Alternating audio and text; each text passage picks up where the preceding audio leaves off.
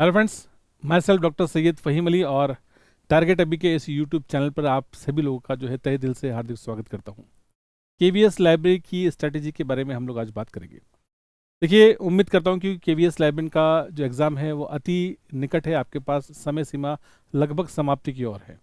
केवल कुछ ही दिन या कुछ ही घंटे आपके पास बचे हैं जहाँ पर आप अपने पाठ्यक्रम को लेकर रिवाइज कर सकते हैं, लेकिन मन में कई सारी भ्रांतियाँ हैं और कई सारी चीज़ें हैं, और ये जो है मैं अंतिम रणनीति की बात जो आपसे करने आऊँ।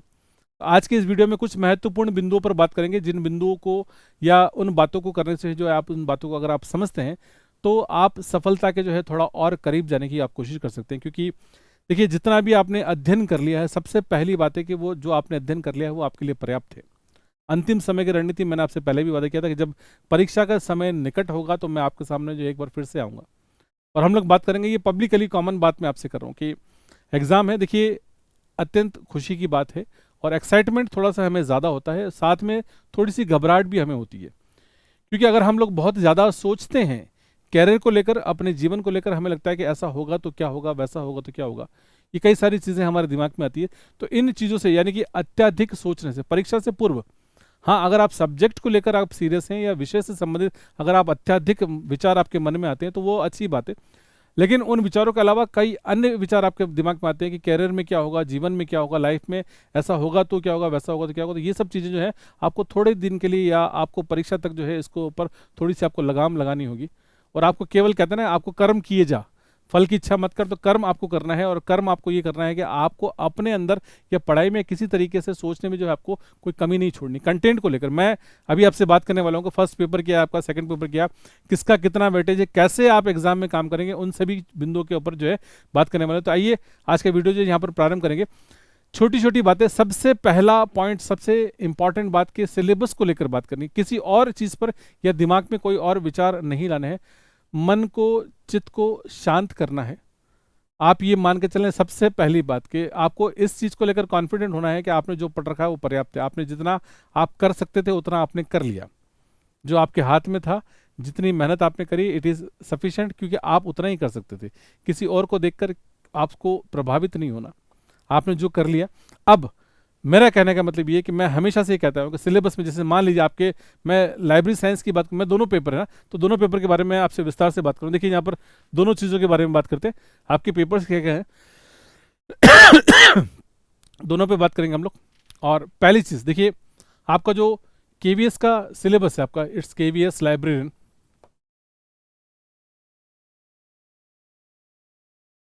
नाउ पेपर के दो पार्ट है आपके, पता है ना आपको। फर्स्ट, पहला आपका है पार्ट 1, ये आपका फर्स्ट पार्ट है, और ये आपका पार्ट 2 है। दो पार्ट है आपके, पार्ट 1 और पार्ट 2। अब दोनों में करना है क्या, देखिए पार्ट 1 और 2 के अंदर। तो पार्ट 1 क्या आपका जनरल है, आपका ये जनरल कंटेंट जो आपके यहाँ पर मिलेंगे आपको। तो जनरल कंटेंट में क्या क्या चीज़ें, आपका जनरल पेपर कहलाता है आपका ये। और ये जो पेपर आपका क्या कहलाएगा, पार्ट 2 आपका ये कहलाएगा सब्जेक्टिव। सभी को पता है, एवरीबडी नोस, क्योंकि आपने इतना पढ़ लिया, आपको ये तो पता है। जनरल पेपर जो है आपका ये 80 क्वेश्चन का है, और सब्जेक्टिव पेपर जो आपका कितना है, आपका 100 क्वेश्चन का, यानी कि आपका 100 ही क्वेश्चन, 100 मार्क्स हैं आपके। और यहाँ पर भी कितना है, 80 है आपका, 80 मार्क्स है आपके। यहाँ पर जो चीज़ें आपकी जनरल पेपर के अंदर है, तो पहला आपका जीके और जीएस है, दूसरा आपका रीजनिंग है आपका, तीसरा आपका आईसीटी है, चौथा आपका हिंदी है, और पांचवा आपका इंग्लिश है। देखिए, यहाँ पर इस पेपर में आपके 80 नंबर जो है आपके 5 चीज़ों में डिवाइडेड है। दूसरी इंपॉर्टेंट बात, यहाँ पर आपका सब्जेक्ट है। सब्जेक्ट के अंदर भी आपके 6 पार्ट है। आपका फर्स्ट है, आपका सेकंड है आपका, देन थर्ड, देन इसके बाद फोर्थ है आपका, और यहाँ पर आपका फिफ्थ है, और आपका सिक्स्थ है। 6 पार्ट क्या क्या है तो मैं आपको बता दूँ। पहला आपका फंडामेंटल, ठीक है, फर्स्ट पार्ट आपका। देन उसके बाद आपका मैनेजमेंट है, ठीक है। देन तीसरा जो पार्ट आपका, वो आपका क्लासिफिकेशन कैटलॉग, यानी कि आपको क्या बोलते हैं उसको, यूनिवर्स ऑफ नॉलेज की हम लोग बात करते हैं। ओके, तो it is you, okay okay. Syllabus में वो सेकंड में कोई डजेंट मैटर, मैं 6 की बात करूँ। देन उसके बाद library services, library services and sources की बात हम लोग यहाँ पर करते हैं। देन उसके बाद एक आपका जो पार्ट, अगेन यहाँ पर आईसीटी का पार्ट है, और यहाँ पर कौन सा है आपका यूज़र। ये आपकी 6 यूनिट है। सभी की बात करूँ, एक आपका 80 मार्क्स के अंदर आपके 5 चीज़ें हैं, और आपके 100 मार्क्स के अंदर जो है सब्जेक्ट तो है आपका, लेकिन सब्जेक्ट कितने पार्ट में डिवाइडेड, 6 में। अब करना क्या है, ये सभी को पता है, ये कोई नई बात नहीं, मैं कोई नई बात आपको नहीं बता रहा। लेकिन आपको एग्जाम में क्या करना है, देखिए यहाँ पर 80 और अब देखिए यहाँ पर सबसे पहली चीज़, आपको लगता है कि जीके जीएस के अंदर सर क्या पढ़ें क्या नहीं पढ़ें, भाई अथाह सागर है, इसका कोई ना कोई स्टार्ट है ना कोई अंत है। जीके जीएस का कोई ना स्टार्ट है ना अंत है, इसलिए जो हालत आपकी है वो सभी की है। ऐसा नहीं कि सर मेरा सर मैंने तो जीके जीएस में कुछ पढ़ा ही नहीं, मुझे कंटेंट नहीं मिला, क्लासेस हमने दी, सर क्या ये पढ़ा इसमें से आपको उसको लेकर क्या हो रहा है कि आपके अंदर नेगेटिव थॉट्स जो है थोड़े से ज़्यादा आ रहे हैं। तो नेगेटिव थॉट्स नहीं आने चाहिए। जीके जीएस को जो है आप प्लीज़ आप उस लेवल पर रखें, क्योंकि इसके अंदर आप कभी भी कितना भी पढ़ लें उससे कोई बहुत ज़्यादा बेनिफिट आपको नहीं होने वाला है। आपको सभी की हालत एक जैसी है, ये तो लक बाई चांस है।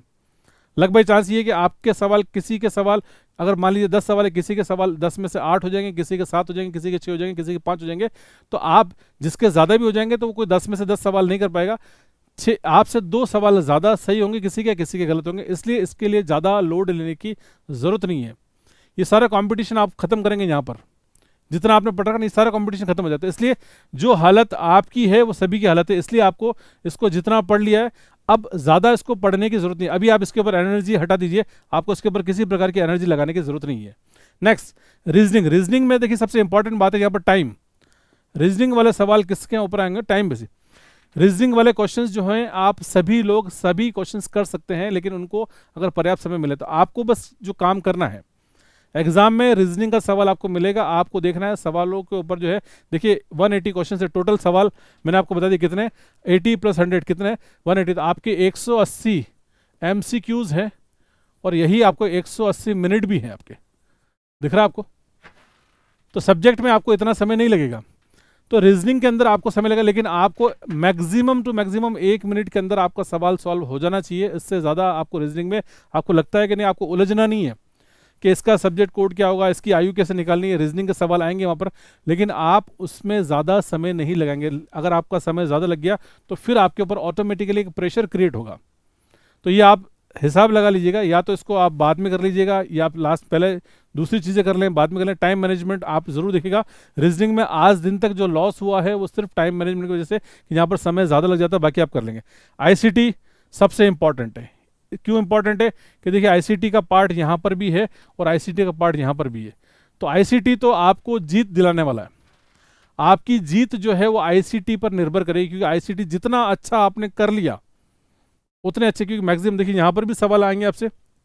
पेपर फर्स्ट और पेपर सेकंड दोनों में ICT है, बेसिक कंप्यूटर्स।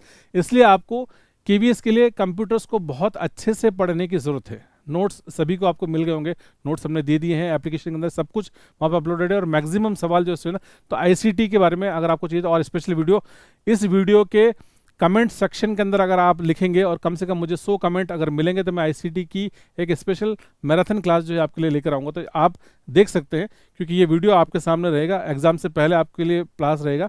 अगर आप कमेंट करेंगे तो उसके लिए मैं ICT जो है अपने आप में एक बहुत ही इंपॉर्टेंट रोल प्ले करता है। देन उसके बाद यहाँ पर ज़्यादा टेंशन लेने की ज़रूरत नहीं है। हिंदी और इंग्लिश, हिंदी और इंग्लिश के अंदर बहुत ही सिंपल और साधारण सवाल आपसे पूछे जाएंगे। तो आपके 15-15 नंबर की हिंदी और इंग्लिश है, तो 15-15 नंबर के अंदर ज़्यादा लोड लेने की ज़रूरत नहीं है। हिंदी और इंग्लिश अब तक, हाँ जो अदर स्टेट्स के हैं उनको ये समस्या आ सकती है आमतौर पे, लेकिन आप ये मान के चले इंग्लिश सभी के लिए इट्स कॉमन। बिल्कुल स्कूल का जो 10th लेवल का जो स्टैंडर्ड होता है वही आपका हिंदी इंग्लिश है। आपने हिंदी इंग्लिश बहुत अच्छे से पढ़ लिया है, आपका काम हो जाएगा। यहाँ पर ज़्यादा परेशान होने वाली बात नहीं, जितनी प्रैक्टिस आप कर सकते हैं आप कर लें, लेकिन ये सभी के लिए कॉमन है। देखिए 80 मार्क्स के अंदर मैं आपको बता दूं, आप बहुत ज़्यादा टेंशन लेके करेंगे तब भी आप 50 से 60 के बीच में आप स्कोर करेंगे। आप टेंशन बहुत ज़्यादा लेंगे तब भी आपका और आपकी कॉम्पिटिटर का जो डिफरेंस है आपका +-5 का डिफरेंस रहेगा, इससे ज़्यादा डिफरेंस नहीं रहेगा। बहुत ज़्यादा मान लेते हैं तो भी +-10 का डिफरेंस है, 10 नंबर से, तो वो 10 नंबर का डिफरेंस, वो कंपटीशन आप खत्म कर सकते हैं। वो कंपटीशन कहाँ खत्म करेंगे? यहाँ पर, क्योंकि आपके पास यहाँ पर आपके करने के लिए आपके कितने हैं, आपके पास 100 क्वेश्चंस हैं, 100 नंबर हैं, वहाँ पर 80 है, यहाँ पर 100 है। एक बहुत बड़ा वेटेज आपके पास यहाँ पर है। इसमें से भी मैंने आपको बताया था कि इन 100 मार्क्स में आपको क्या करना है, फंडामेंटल्स और मैनेजमेंट, ये जो 2 इकाइयाँ हैं, मैंने मैनेजमेंट को 2 नंबर पर लिखा है यहाँ पर। तो फंडामेंटल और मैनेजमेंट, इससे सबसे ज़्यादा सवाल एग्जाम में आपसे पूछे जाएंगे। याद रखना, जो सबसे कम सवाल आएंगे वो आपके लाइब्रेरी यूजर से आएंगे, पहला। दूसरे बात, कम सवाल जो आपके आएंगे वो यूनिवर्स ऑफ नॉलेज से आएंगे। तो ये 2 ऐसी यूनिट है जिनसे कम सवाल आएंगे। तीसरा, फंडामेंटल मैनेजमेंट के बाद जो तीसरी इंपॉर्टेंट यूनिट है वो आपकी है लाइब्रेरी सर्विसेज। तो पढ़ाई करने का जो तरीका है ये है कि सबसे पहले फंडामेंटल जो कंप्यूटर वाली यूनिट है उसको कंप्लीट करें, उसके बाद मैनेजमेंट वाली यूनिट को थॉरोली आप उसको कंप्लीट करें, देन उसके बाद लाइब्रेरी सर्विसेज एंड रिसोर्सेज या सर्वर की बात करें तो इन्फॉर्मेशन सोर्सेज की बात करें, ये 3 यूनिट आपकी कंप्लीट हो जाती है। आईसीटी वैसे भी इंपॉर्टेंट है, आपको पढ़ना है। यूजर के सवाल कौन से बन सकते हैं, यूजर की क्या कॉन्सेप्ट है, मैं आपको यूट्यूब के ऊपर ऑलरेडी वीडियो दे चुका हूँ जहाँ पर आपने कर लिया है। तो मैंने आपको लाइब्रेरी यूजर एजुकेशन वीडियो आपको मिल जाएगा, यूजर एजुकेशन की बात मैंने करी है, यूजर स्टडी की बात करी है मैंने, यूजर ओरिएंटेशन, और इन पर क्या सवाल आपके एग्जाम में बन सकते हैं हम उनकी बात भी कर चुके हैं। इसलिए मुझे उम्मीद है कि ये बात शायद आपको यहाँ पर समझ में आती होगी। देन उसके बाद आपको यूनिवर्स ऑफ नॉलेज, जहाँ पर क्लासिफिकेशन और कैटलॉगिंग की बातें, इससे आपको कम सवाल मिलेंगे, और यूजर वाली यूनिट से। तो आपको करना क्या है, तो आपके सामने बिल्कुल स्ट्रैटेजी क्लियर है। सबसे पहले स्टार्ट करें आप सब्जेक्ट से।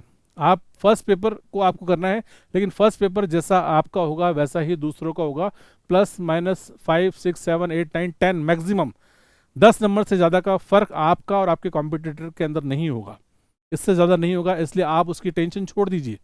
आपको लगता है जितना भी स्कोरिंग है वो आपका सब्जेक्ट स्कोरिंग ही रहेगा। अब नेगेटिव मार्किंग नहीं है, ये अभी तक डिसाइडेड है कि नेगेटिव मार्किंग नहीं है। अब नेगेटिव मार्किंग नहीं है तो क्या होगा, तो कहाँ आप पहुँचेंगे। कई बच्चे मुझसे पूछे सर इसकी कट ऑफ क्या रहेगी, ये कहाँ तक कर लें। देखिए मैं आपको अभी भी आपको बता दूं कि अगर नेगेटिव मार्किंग नहीं है तो आप ये मान के चलेंगे 70 से 75, जो ये आपका मुझे लगता है कट ऑफ का रेंज जो है ये रहेगा।